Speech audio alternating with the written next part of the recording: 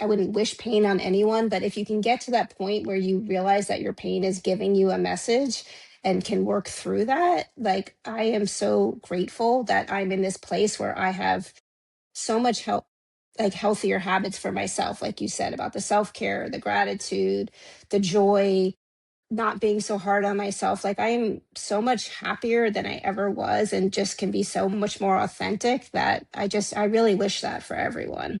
Yeah, it's hard to believe in the moment when you're suffering that your brain is actually your friend and that it's trying to communicate with you in the only way that it can at that point. But once people recover from this and they're able to use those physical signals as a way of communication, as a way of gaining insight into what's going on in their life, then it's a completely different perspective.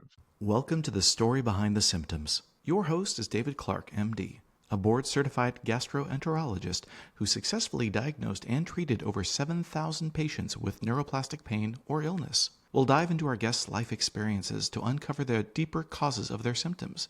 By listening to their story, you will gain insights that advance your own journey toward knowledge that becomes healing. Welcome to the Story Behind the Symptoms podcast. I am your host, Dr. David Clark, and with me today is my guest, Dr. Debbie Sumner, who is going to talk to us about her symptoms and where they might have come from and how she recovered. So why don't we get right into it? And Dr. Sumner, why don't you introduce yourself? Sure. So I am Debbie Sumner, and I'm coming to you from my family room in Atlanta, Georgia. Lived here for about 25 years. I did grow up in New Jersey, so if you catch a tinge of the New York style accent, people question here, down here in the South still after that. I am married. I've been with my husband about 30 years. We have three young adult children who are out of the house. And I was a pediatrician in the public health system here, Grady Hospital, for many years part time. I left in 2020. That was a long journey. I wanted to leave for a while. And I actually discovered this mind body medicine in 2021. It changed my life and it worked so well for me that I have been learning some of the techniques. And now I'm working with other people who are going through this themselves. Excellent. Yeah, we so need physicians to learn this approach and share it with others. So I'm delighted to hear that your career has followed this path. Well, why don't we start with what your physical symptoms were when they began and their course over time? Okay, sure. I will try to remember as best I can because I wasn't keeping records at the time. So I've tried to piece it together in retrospect. And I will put a little disclaimer. I thought about it. Some of my symptoms are a little bit TMI and I feel a little too much information. And, if disclaimer, if you want to fast forward the first 5 minutes now, but I've decided I would be a little graphic because I know that people, at least for myself, when I was first going through this, I wanted to hear my symptoms in other people. I wanted to hear that they had them and they got better. I So appreciate that. yeah, I will share a little bit. It's a little bit embarrassing, but, so I think my symptoms started with pelvic pain. It was a long journey. It was about 2004, I believe. I had had my second child, and it was a very traumatic delivery. He was 9 pounds. He came in 2 hours. I made it to the hospital, thank goodness, but there was no anesthesia and a lot of complications afterwards. I couldn't walk for several weeks, really in a lot of pelvic pain. And he had trouble nursing from the beginning. It turned out later he had severe food allergies and all sorts of things. That's his story. The pediatrician that we had at the time was very dismissive of his health issues and kind of painted me as hysterical mother. And luckily we switched pediatricians, but it was pretty traumatic. So at some point, I think a few months after that, I wound up having my third kid 17 months later. So again, pretty tight and third boy. But the symptoms started somewhere in the middle of the second and third. I started having what I thought were yeast infections, to be honest. So here's this part, if you want to fast forward, people. I just had, but I didn't have all the classical symptoms. I didn't have the discharge that usually goes associated with it, but I had burning and pain. And I would go to I'd go back to my OB and I'd say, I think I have a yeast infection. I think I have a yeast infection. And sometimes they would just be like, here's diflucan or here's cream or whatever. Sometimes they would check a slide and look, and they'd say, there's no yeast, but we'll treat you anyway. Or sometimes they might see a little yeast, but I kept going back. I kept, having pain and having these, what I thought were infections. Yeah, they were trying to put your symptoms into a box that they were familiar with. Right. And I also said it. I came in with that thinking, because that's what it felt like. That's what I knew. That's what I thought. I didn't know about this neuropathic pain or any of this stuff. I mean, I went to med school, but you didn't really learn that much about it, to be honest, right? I mean, that's It the was in problem. my 8th year of formal training that I first Right. encountered these. So the first 7 years, it was all Yeah. about organs and structures, and Right. that's the explanation for pain or illness. It's an Right. There's a organ problem, disease fix it. Yeah. or an injury. Yeah. Right. So I continued having that. I had a third kid. Luckily, he was 9 pounds 1 ounces, but I was induced early. So still another, tough delivery. And now I had 3 kids under 4 years old. My husband, super great guy, very supportive when he's home, but he also is a busy physician. He was traveling a lot, and we didn't have any family support here. So I guess I took some time off, but I was working part-time, had the kids. And I was definitely responsible for the house. That's sort of the way we had sort of set it up. And along that time, so I was having all these infections. And I think I went to a dermatologist. I was like, do you see anything? She didn't see anything. She was the one finally who pointed me. She said, I've been starting to get these patients with chronic unexplained pelvic pain. And there's this dermatologist in Charlotte, North Carolina, that's 4 hours away drive, who seems to be handling that. And I was like, okay, I'll do anything at this point, because I was really in so much pain, and it was like really affecting my mood. So my mom, who lives in Arizona, she came in, they were coming in to visit, and she said, I'll drive up with you for the day. So we drove up, we saw this doctor who I just looked up. She's still practicing. I actually just sent her a thank you note. But she said to me, I've seen a lot of patients with this, and I think you have nerve pain. And she said, it probably makes sense, given the deliveries and whatever, that there's some trauma there. And she put me on a antidepressant and Neurontin, the seizure medicine that people are often on for chronic pain. And to be honest, at the time, that made a difference. And so my pain was greatly improved. Even I think it went away, and I felt a lot better.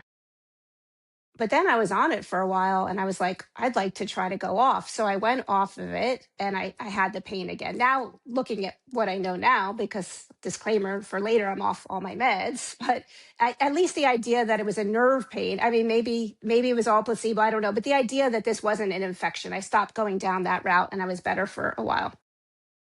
And then at some point, so again, after my third kid, I started developing pain in my back. And it felt like a burning pain. I thought I associated it worse when I wore my bra. Again, disclaimer, at the end of the day, it hurt worse at the end of the day. And like fabric started bothering me. And I sought out, I'm trying to think what doctors, I think I eventually made my way to a pain specialist. And he said, before that, I kept going to, and this will be a shout out to my Nordstrom shopper. I don't go to Nordstrom very much, but there was an amazing bra fitter, and I kept going back. I made her crazy, this poor woman, Clara. And I kept saying, I think my bra, because, when you go through pregnancy and breastfeeding, you change sizes. So I thought, well, it must be the bra. She's like, Debbie, you have the right bra. Like there's no, it's not too tight. It's the right bra. She thought I was crazy. So in my mind, I thought it was the bra. She's like, it's not the bra. I tried to get soft bras. I tried every bra. May I ask if Yeah. the pain in your back was at the bra level? Yes. Okay, Yes. just checking. Yeah. Yeah. So it was around there.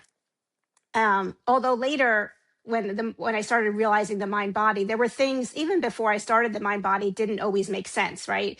Which points to neuroplastic pain, is that sometimes it would hurt if I wasn't wearing a bra. Sometimes it started hurting around like fabric around my jeans. Like there were other weird signs, and I can get to that too. So I made it to this pain doctor and an anesthesiologist, and he said, well, it sounds like herpes the way you're describing a burning pain, but it doesn't make sense because it's on both sides. Herpes should be on one side. And it's really perplexing because you're on the medicine that I would put you on. You're already on gabapentin and SSRI. And why do you have it? So again, if I had known mind body medicine, there we go. Here's another second pain syndrome. Doesn't Yeah. make sense, Yeah. We right? doctors are always looking for a physical explanation. It has to be a damaged structure. It has to be an organ disease. Right. And if it doesn't fit with that, we don't know what to do. Exactly. So he sent me over. At some point, I wound up getting an MRI. I mean, making sure it wasn't multiple sclerosis. I had some pain injections. I got steroids, and maybe the steroids helped for a little bit. I never wanted to be my own patient. I really, people would be like, why don't you research? And I'm like, no, I just didn't want it to define me. Like I really kept going about my life.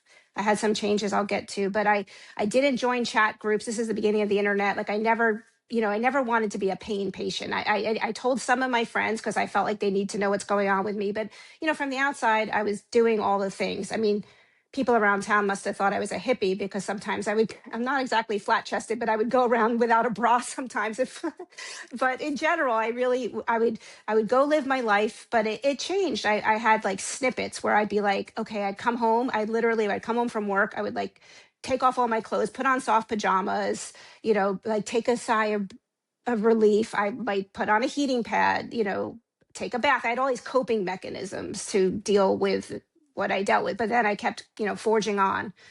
Um, and like I said, I sought out any alternative thing that people told me about. I went down that route too. So I wasn't seeking it out myself, but if someone said, oh, magnet therapy helped me, I tried magnet therapy. I did fascial massage. I think acupuncture has a value, but I did some acupuncture. It didn't help. Um, I had already practiced Reiki myself. I did a little bit of that. That I learned that years ago. But I would So try this all anything. went on for 15 years. Yes. Yes. Very, very, very long time. And did it evolve into still more symptoms, or did it just continue on until you finally found a solution? So it was mostly those two. I mean, in retrospect, I can say, I mean, I had a little shoulder pain, which, I went to the orthopedist and he said, I mean, luckily I don't think I would have cut, but he's like, I don't think, he's like, well, you have a spur, you could do this, you could do that. But I was like, yeah, I really don't want to operate. I did some PT, but, again, that can go along with mind body. I had one episode of vertigo. Um, the doctor was really cruel and dismissive, but I literally was throwing up and couldn't even make it. I was crawling to the bathroom. But that only lasted 2 days. Um, I do still I will say, like I said, I'm off all my medicine. I can go through that story, but I still do have a little trouble sleeping. And I do try to tell myself that my brain is safe. And All right. yeah. What did you find that began to turn the situation around? So interestingly, in 2021, that Washington Post article came out about this work and about curable. Both of my parents independently sent me this article because you see, I was always the one, like it was always you're the one with the issue, right? So my parents, who bless their hearts, they have some pain issues and don't want to do this work. But anyway, for me, this work was good. And the minute I read the article, it was like, I like knew because I was like, there's science. These are MDs who are talking about this. They're talking about research. They're talking about functional MRIs. This all makes sense. And everything I started to read about the personality traits, the different syndromes, I was like, oh my gosh. So I immediately logged on to Curable and started with the app and started listening to some stuff and already like started feeling better. And this was 2021. So within a couple months, it was still early in COVID, people weren't going as many places. I joined a Curable group and doing that group. In fact, I met you on that Curable group.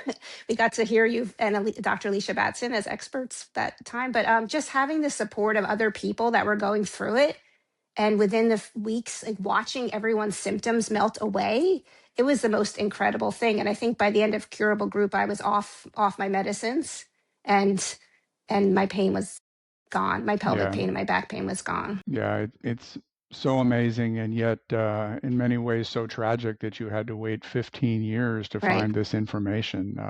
That Washington Post article was written by Nathaniel Frank, who is now one of our board members and an expert communicator. And that article had wide influence as you found yourself. Yes, I got Can to meet him at the ATNS conference and thank him very much. I said he changed my life. So, I'm sure he appreciated hearing that very much. yes. So, in the curable group, was there a particular idea or set of ideas that resonated for you most strongly that you can remember?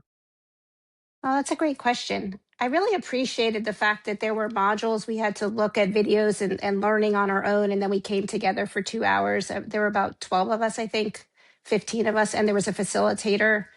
Um, I think if I recall, some of that, there was like a deep inner child meditation that was really healing for me because I had been doing some inner child work, and maybe just that practice of gratitude and joy. I had, again, been circling around that, had been discovering that in other avenues. I do. Um, for the last couple of years, even before Curable, I had started attending Al-Anon meetings for people affected by addiction. And so when you look at people affected by addiction, a lot of the same characteristics of people with chronic pain. I mean, there's a huge overlap, and we can get into that. But so I think the gratitude, it really just not being so hard on myself was huge. Yeah, addictions are often a form of self-treatment for people who are carrying significant emotional issues that Mm-hmm. often connect to the inner child, and they're Mm-hmm. just a way of it. Um, a person can try to be treating themselves. Mm-hmm. So, in this podcast, we often ask people about any experiences they had as children that might have contributed to this, any experiences that you would not want for your own children to experience. Can you share any of that? Sure. So I will definitely share the experiences that I felt growing up. Again, these are like my perceptions, but I I'm one of four siblings. I'm the third, and for about 5 years, our grandmother lived with us as well. So there were seven of us in the house, and it definitely was a bit loud, and it could be a bit chaotic and unpredictable. And there also, from a young age, there was a lot of comparison and exclusion. So with me, I'm very close with my older siblings and my younger sibling. I'm very close with my older sisters now, but they had two best friends who I also adore now. But the four of them would often go off, and it was just the three of us at the time, and I was often told I couldn't join them. So that exclusion came not being wanted at a young age, and that pattern had replayed itself in my life at younger ages. When I was in third grade, I had a best friend, and I also then in fourth grade I went to a new class, and I made another best friend, and the two of them happened to live three houses away from each other, but they weren't really friends. And I kept saying to them, I love you both, like you both should be friends, you live so close. And they wound up becoming close, and they lived close to each other. And one night we all had a sleepover. We were all going off to summer camp, and they thought I was asleep, and they talked about me for 2 hours, like said the most awful things. And I just sat there. I didn't know what to do. I was so shocked. And finally, I just like, I can't take this anymore. And I pretended I woke up because I was feeling sick, although I really was feeling sick to my stomach. And I just said, and I never said, like, I heard you guys. I just said, oh my gosh, I feel sick. And they pretended to care that I was sick. And I remember I went to camp. I didn't tell my parents. I was so hurt and so ashamed. I didn't tell anyone. And then my mom, we had a day sailboat, and we were sitting by the lake in August. So I'd come back from camp, and my mom just kept saying, Debbie, what is wrong? Like, you haven't been yourself. So I guess it really affected me all summer. And I finally told her. And yeah, so that was pretty rough. Yeah, and unbelievable. I've never heard a story like that. And I have heard many stories from my patients of experiences that uh, seriously damage their self-esteem, Hmm. and often, more than one, which you've described. And a child's reaction to that is often because they have very few options for how to cope with something like that. That they'll often begin working very hard to try to please everybody, to try to be perfect. They'll be very critical of themselves when they fall short of their own expectations. They may spend so much time and energy on doing that, on people pleasing and so forth, that they fail to put themselves on the list of people for whom they care. They often don't take sufficient amounts of time for their own joy because they're so busy focused on the needs of everybody else in their life. Did these experiences have any of those kinds of consequences for you? And I say check, check, check, check, check. I said I was the poster child. Like, I mean, sadly, but yeah, I'll say also that, my dad grew up in very difficult circumstances, and he was able to get out of that by academics and achievement. And because of that, he, right, I mean, to some extent, rightly so, pushed achievement and academics on us. But it was a lot of pressure to do well. So I think that combination of that was really hard. And yeah, just always, I mean, that inner voice and the inner critic, I mean, I can still see it today. It's so much less, but especially if I make a financial mistake, like I double booked a hotel room, and we were booked for two, and I didn't realize we lost the money. I could be really hard on myself. And then I'm just like, wow, Debbie, you know what? Like, you're not perfect. The world hasn't ended. And like, thank goodness we have enough resources that it will be okay.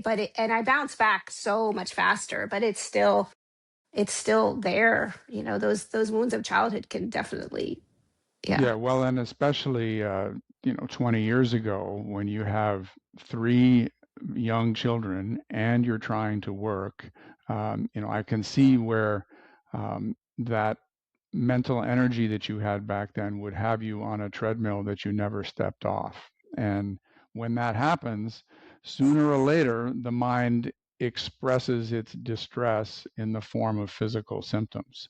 Um, Right, but neither of us had the training through medical school and residency to look for that, to right. just sit and talk with somebody.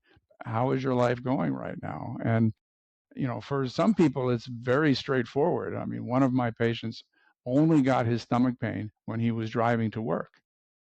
When he was driving home from work, he was fine. But none of his other doctors who'd been trying to figure out where his pain was coming from for 8 or 9 months um, bothered to look into that possibility, and they completely missed it.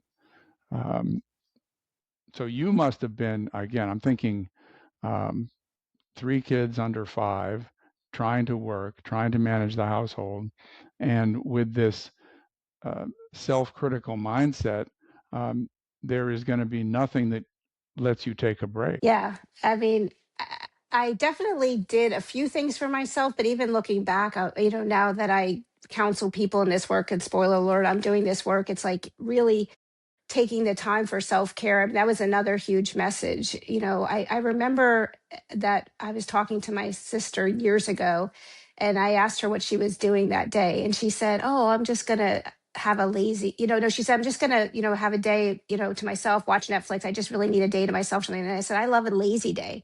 And she said, why are you calling it a lazy day?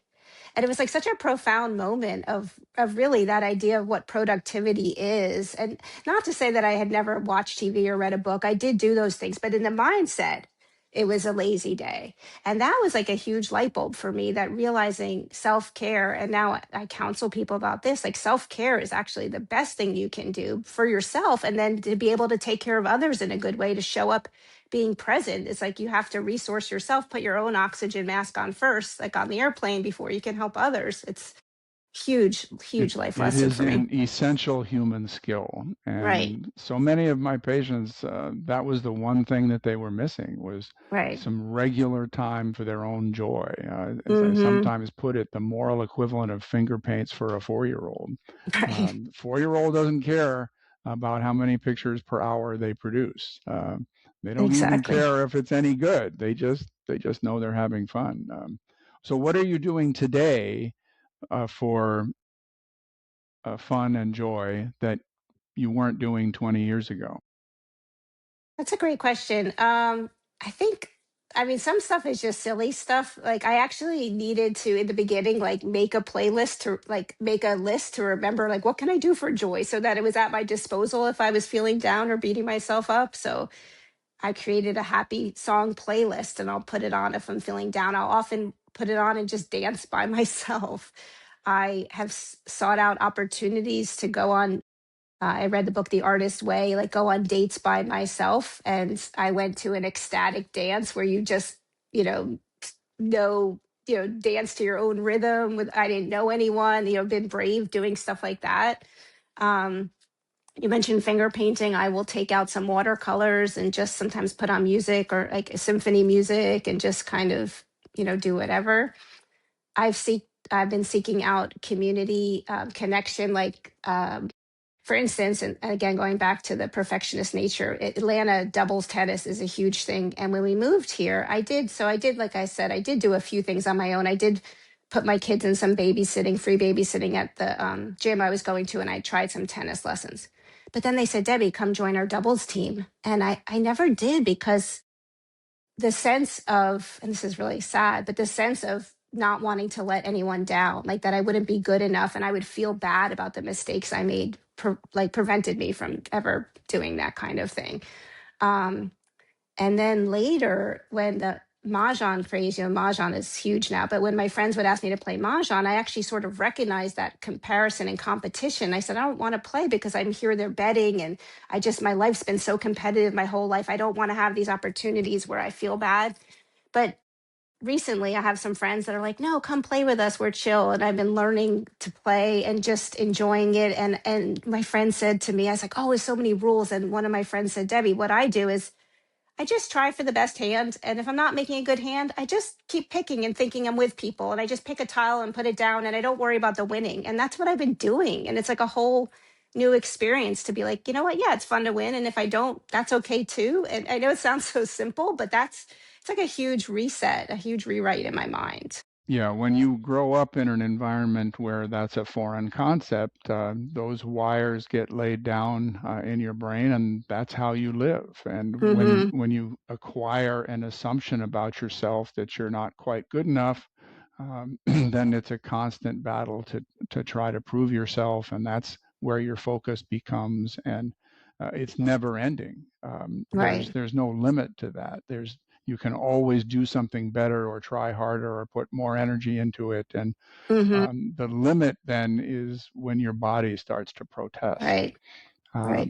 And someday we are going to have healthcare professionals who understand that so that you won't have to wait, more than 15 days to get a correct diagnosis of this and appropriate treatment instead of 15 years. But I appreciate your working on this now to provide this care for other people. Do you have a way for people who might want to connect with you to do that? Sure. Before I promote myself, I will say that when I go to doctors now, any doctor, and when I talk to any med school friend or anyone, I'm constantly telling people about this work. I think some people are sick of me, but I feel like in a way we're still shouting it into the void, just getting it out there. And little by little, one of my sisters is a OBGYN, and she has not become an expert in this work, which I don't expect providers to become experts, but she heard about it. She saw how I got better. She thought it made sense. She said, give me a few resources I can tell my patients. So I gave her I gave her Dr. Schubner's workbook. I gave her the Unlearn Your Pain book. I gave her some names of podcasts and YouTube videos. And I said, if they're a book learner or podcast, or here's some therapy groups. And I gave her all those. She's given them out to patients, just been like, here to some people. And some people have come back to her totally healed. Like one woman's like, I've had fibromyalgia for 20 years and I did the book and I'm fine, which is incredible, right? That's all it takes is for people to be open to hearing about it and being open to let people know that it exists. I hope one day it will be the treatment. I saw that some Cleveland Clinic now, and I think, or maybe Mayo Clinic, some of the places, some of the big hospitals are now contracting with Lynn Health to look at this work, which is huge to actually have it in the mainstream as the forethought.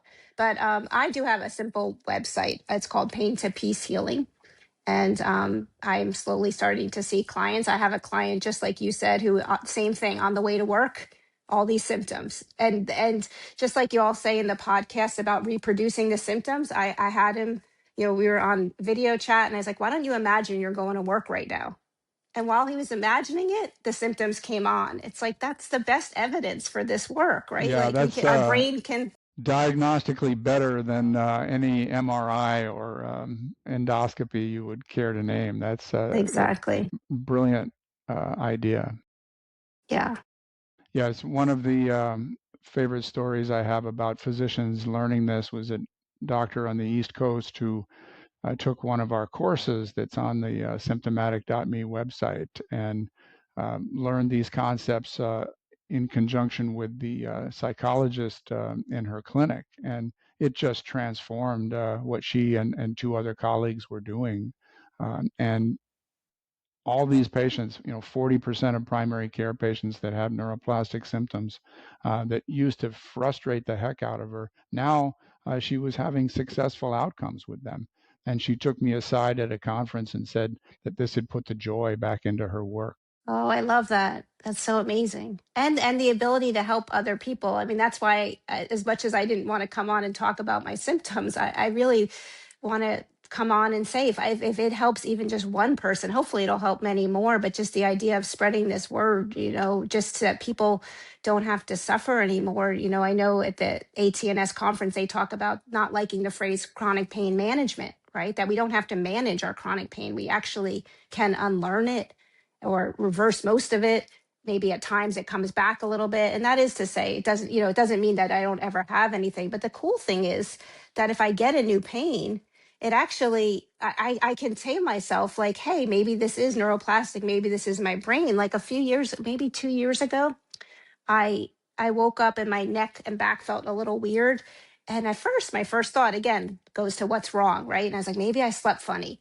So I just was like, okay. And I kind of rubbed and went about my day. But by the end of the day, I couldn't move my back. And this had never happened to me before. I never had back pain like that. And I literally couldn't move. So I went to bed and I couldn't get out of bed. I guess you don't realize, or I didn't realize how much you bend to get out of bed. And I couldn't bend. So I remember literally like sliding off the bed and like falling to the ground. And at that point, I said to myself, like, this is so extreme. There's nothing I could have done that could have caused this. There must be something neuroplastic. And I thought what was going on in my life. I couldn't identify any major stressor. I wasn't sure what was happening, but I just said, okay. And this might sound crazy if you're new to this, if your friends listening, but I said to my brain, I'm like, I'm not sure what's going on. I'm not sure what message you're trying to tell me, but I understand something's going on, and I'm safe in this moment. Literally by the end of the day, went away. Not one medicine, nothing. I mean, it was incredible, incredible. Yep, and it's true that the longer you do this work, the more of those stories that you hear. Did you ever figure out what your mind was trying to tell you, what distress it was trying to express in that moment?